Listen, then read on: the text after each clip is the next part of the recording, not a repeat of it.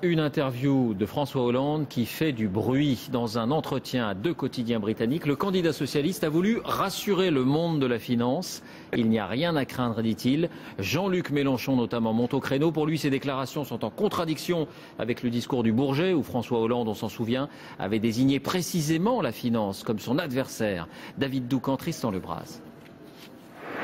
Il ne présentera jamais sa candidature. C'est la phrase du discours du Bourget par laquelle François Hollande s'était trouvé un ennemi. Cet adversaire, c'est le monde de la finance. Voilà qui avait enchanté les militants socialistes tout en laissant perplexes les banquiers de la City. Mais hier, dans le journal anglais The Guardian, François Hollande s'adoucissait.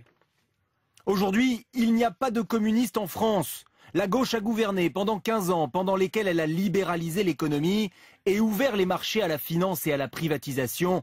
Il n'y a pas de crainte à avoir.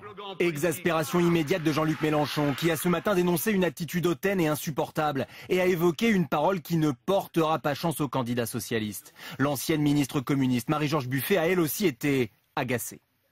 Monsieur Hollande a été faire des risettes au marché financier anglais en leur disant soyez sans crainte, il n'y a pas de communistes en France. On est là. On est là, on est présents les communistes. On se bat dans le front de gauche. Aujourd'hui, François Hollande était en campagne à Saint-Étienne. L'occasion de minimiser ses propos dans le Guardian sans pour autant enfiler à nouveau le costume de pourfendeur des puissances financières.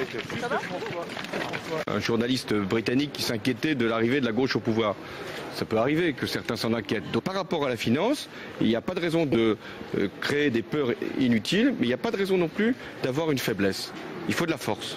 François Hollande pourra à nouveau bientôt soigner son message aux Britanniques, puisqu'il prévoit un voyage à Londres à la fin du mois de février.